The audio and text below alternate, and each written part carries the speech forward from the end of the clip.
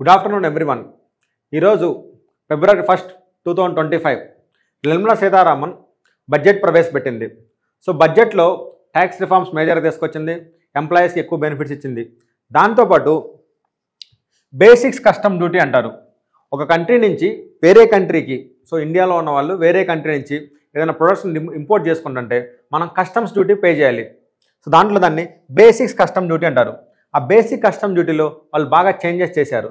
దానివల్ల కొన్ని ప్రొడక్ట్స్ యొక్క ధరలు ప్రైసెస్ తగ్గుతాయి, కొన్ని ప్రొడక్ట్స్ యొక్క ప్రైసెస్ పెరుగుతాయి.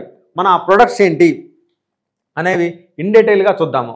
సో బేసిక్ కస్టమ్ డ్యూటీని రిమూవ్ చేయడం వల్ల మొబైల్ ఫోన్స్, మీకు తెలుసు ఇండియాలో మొబైల్ ఫోన్స్ మ్యానుఫ్యాక్చరింగ్ చాలా తక్కువ. వాళ్ళు ఎక్కువ మంది చైనా లాంటి కంట్రీస్ నుంచి, ఐఫోన్ అయితే అమెరికా లాంటి కంట్రీస్ నుంచి మనం ఇంపోర్ట్ చేసుకుంటాము. సో దానివల్ల ఇప్పుడు బేసిక్ కస్టమ్ డ్యూటీ లేదు కాబట్టి మొబైల్ ఫోన్స్ యొక్క రేట్లు తగ్గుతాయి. సో ఎక్కువ వాడే లైఫ్లో వాడే మొబైల్ ఫోన్స్ యొక్క రేట్స్ తగ్గుతూ ఉంటాయి. Next life saving drugs, especially cancer. So cancer లాంటి వ్యాధుల్ని ట్రీట్మెంట్ చేసే డ్రగ్స్కి బేసిక్ కస్టమ్ డ్యూటీ రిమూవ్ చేయడం వల్ల సో ఆ డ్రగ్స్ ప్రజలకి, సామాన్య పీపుల్కి అఫోర్డబుల్ రేట్లో దొరుకుతాయి. వాటి 36 ప్రొడక్ట్స్ మీద ఈ బేసిక్ కస్టమ్ డ్యూటీని రిమూవ్ చేశారు. సో ఈ లైఫ్ సేవింగ్ డ్రగ్స్ యొక్క రేట్లు కూడా విపరీతంగా తగ్గుతాయి. Next EVs manufacturing. మీకు తెలుసు ఇప్పుడు పెట్రోల్, డీజిల్ నుంచి మనందరం ఎలక్ట్రికల్ వెహికల్ వైపు మూవ్ అవుతూ ఉన్నాం. సో ఈవీస్ మ్యానుఫ్యాక్చరింగ్ వాడే 35 రా మెటీరియల్స్ మీద బేసిక్ కస్టమ్ డ్యూటీ తగ్గడం వల్ల ఎలక్ట్రికల్ వెహికల్స్కి, మనకి ఇప్పుడు ఎలక్ట్రికల్ వెహికల్స్ రేట్లు బాగా తగ్గే ఛాన్స్ ఉంది.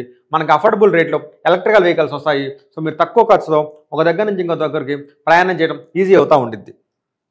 Next leather products. So leather products మీద కూడా ఈ బేసిక్ కస్టమ్ డ్యూటీ తీసేయడం వల్ల షూస్ లాంటివి, బెల్ట్స్ లాంటివి, వ్యాలెట్స్ లాంటివి అయితే మనం లెదర్ ప్రొడక్ట్స్ దైనందిక జీవితంలో వాడతామో ఆ లెదర్ ప్రొడక్ట్స్ యొక్క రేటు కూడా తగ్గుతుంది.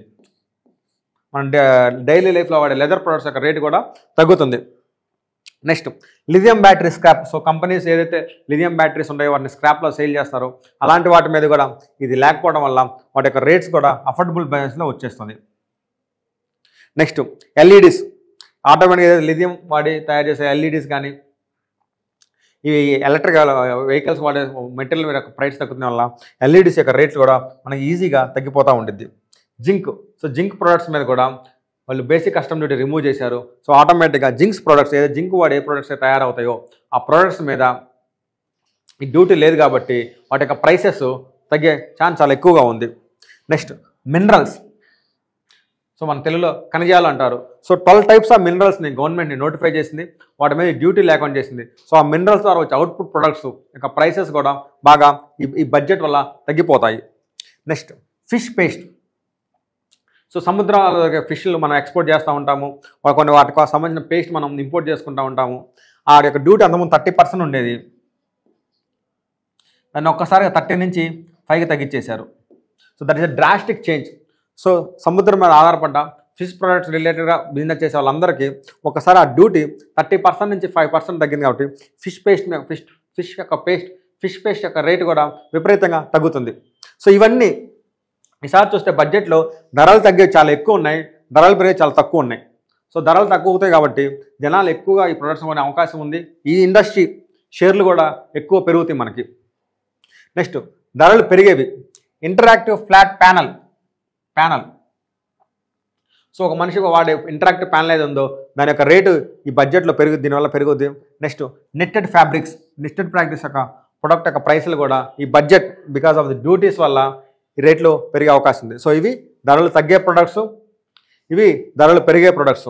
సో ఈ ధరలు తగ్గే ప్రొడక్ట్స్ ఉండడం వల్ల జనాలు ఎక్కువ కొంటారు, ఈ కంపెనీ షేర్లు పెరుగుతాయి, ఈ ఎకానమీ ఎక్కువ అవుతుండేది.